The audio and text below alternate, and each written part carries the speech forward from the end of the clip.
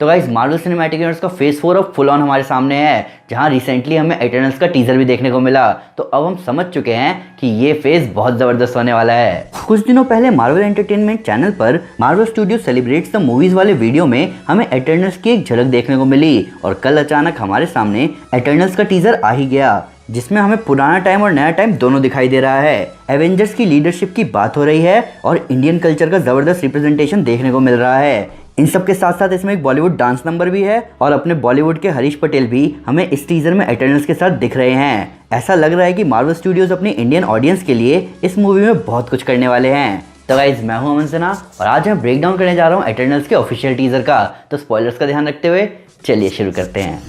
कई लोग एटर्नल्स का बैकग्राउंड नहीं जानते और इस वजह से वो खुद को एटर्नल्स की स्टोरी से कनेक्ट नहीं कर पा रहे। तो इसीलिए मैंने एक और वीडियो बनाई है जिसमें मैं एटर्नल्स की ओरिजिन, उनके मेंबर्स, उनकी पावर्स और उनके एमसीयू कनेक्शन के बारे में बता रहा हूँ, तो उसे देखना ना भूलें। तो बात करी जाए इस टीजर की, तो टीजर में सलमा हैक की कैरेक्टर एजैक बोल रही है कि एटर्नल्स ने इंसानों को आगे बढ़ते हुए देखा है और उन्होंने आगे बढ़ने में इंसानों की मदद भी करी है, पर उन्होंने कभी उनके बीच इंटरफेयर नहीं किया, पर अब वो इंटरफेयर करेंगे।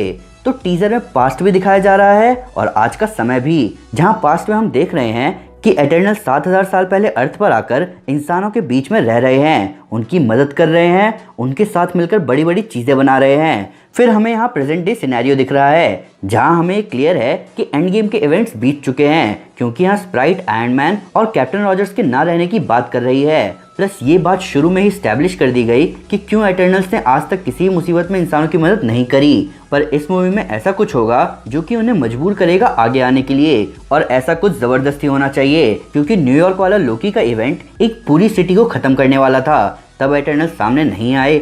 सोकोविया का अल्ट्रॉन अटैक ग्लोबल एक्सटिंक्शन की तरफ जा रहा था, तब भी एटर्नल्स सामने नहीं आए। और थैनोस का अटैक आधे यूनिवर्स के एक्सटिंक्शन को रिजल्ट कर गया और तब भी एटर्नल्स ने कुछ नहीं किया।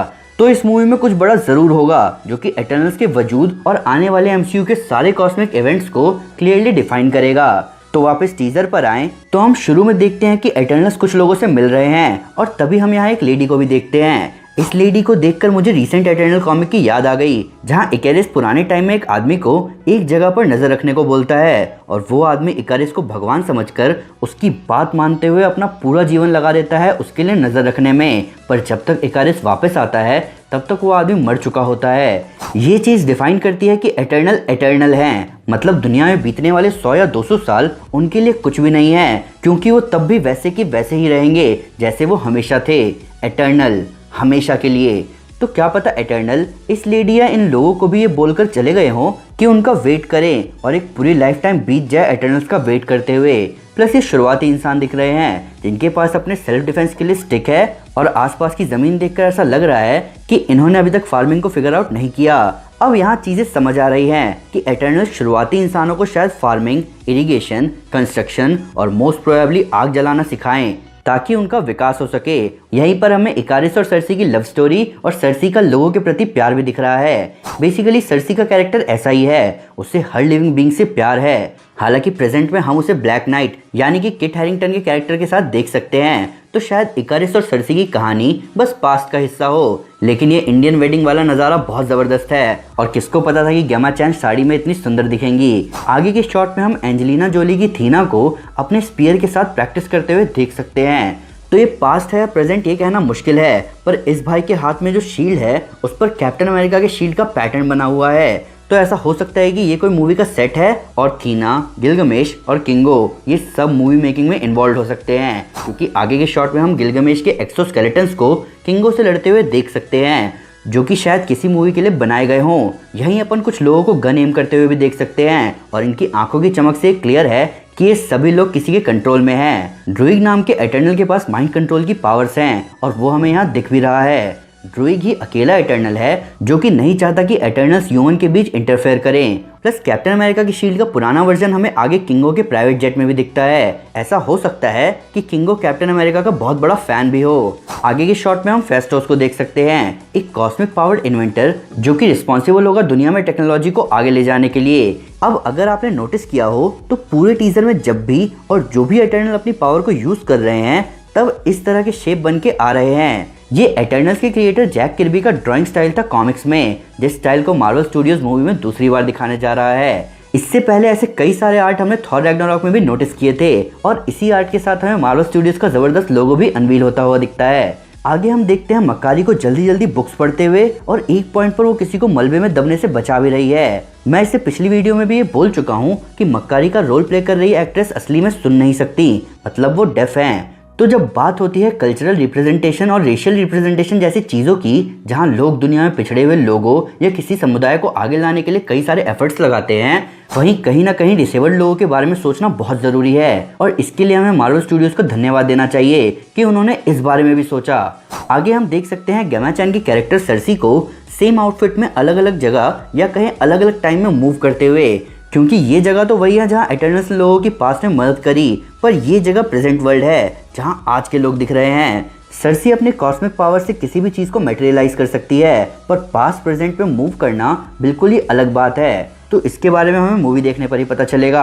आगे हम देख सकते हैं किसी आर्मी का शायद उन लोगों पर अटैक करते हुए जिन्हें एटर्नल्स हेल्प कर रहे थे, और इसी टाइम हम एजेक का डायलॉग सुन सकते हैं कि उन लोगों ने इंसानों के बीच इंटरफेयर नहीं किया। मेरे हिसाब से शायद एटर्नल्स इंसानों के कन्फ्लिक्ट और एवोल्यूशन की वजह से किसी भी बड़े इवेंट में इंटरफेयर नहीं कर रहे। जैसा एवोल्यूशन में कहा जाता है कि सर्वाइवल ऑफ द फिटेस्ट, तो अगर एटर्नल्स ह्यूमंस की लड़ाई के बीच में आएंगे तो शायद वो उस स्टेज पर एवोल्यूशन को डिस्टर्ब कर दें। आगे हम देखते हैं कुमेल नंजियानी के कैरेक्टर किंगो को किसी बॉलीवुड सॉन्ग पर डांस करते हुए। अब ऐसे डांस नंबर देखना बेशक आज इंडिया में नॉर्मल ना हो, पर हम संजय लीला भंसाली के प्रोजेक्ट्स नहीं भूल सकते, जहां वो लिटरली इतने सारे बैकग्राउंड डांसर्स और बड़े सेट्स यूज करते हैं गानों को शूट करने के लिए। अब अगर रिप्रेजेंटेशन की बात करी जाए कि हमारे इंडियन कल्चर को अच्छे से यहाँ दिखाया जाएगा कि नहीं, तो मैं इस टीजर को देखते हुए कह सकता हूँ कि बिल्कुल दिखाया जाएगा, और ये हमारे लिए बहुत सम्मान की बात भी है। मार्वल मूवीज का सबसे बड़ा फैन बेस अगर कहीं है तो वो इंडिया में है, और हमारे लिए मार्वल टाइम टाइम पर कई छोटे मोटे इंडियन टच अपनी मूवीज में देता आया ही है, तो इस मूवी में भी इंडियन रिप्रेजेंटेशन जबरदस्त ही होगा।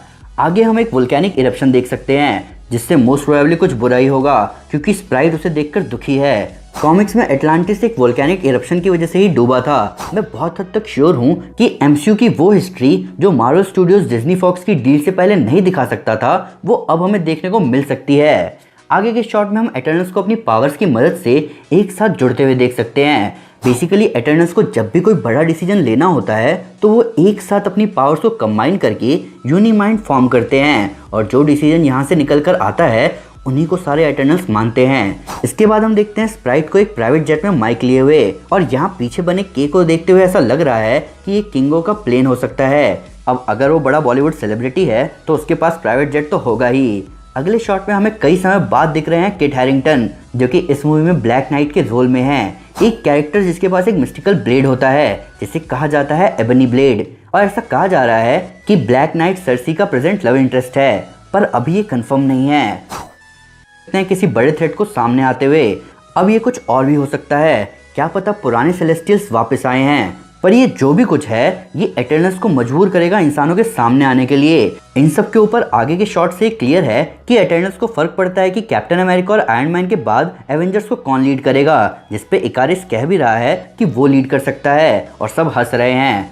अब ये क्लियर है कि इकारिस का ऐसा बोलना और सबके हंसने का शॉट अलग अलग है, क्योंकि डॉन ली यहाँ दोनों शॉट में अलग अलग जगह खड़े हैं, पर असली बात यह है कि इकारिस बहुत आराम से लीड कर सकता है एवेंजर्स को। वो ऑलरेडी एटर्नल्स का टैक्टिकल लीडर है और उसके पावर सेट्स बहुत ज़बरदस्त हैं, जहाँ मैं पहले भी बोल चुका हूँ कि वो सुपरमैन जैसी एबिलिटीज़ रखता है। हालांकि लास्ट टाइम रिचर्ड मैडन के कैरेक्टर ने किसी को लीड किया था तो सब मारे गए थे। एटर्नल्स बहुत इंपॉर्टेंट मूवी है इस फेज की।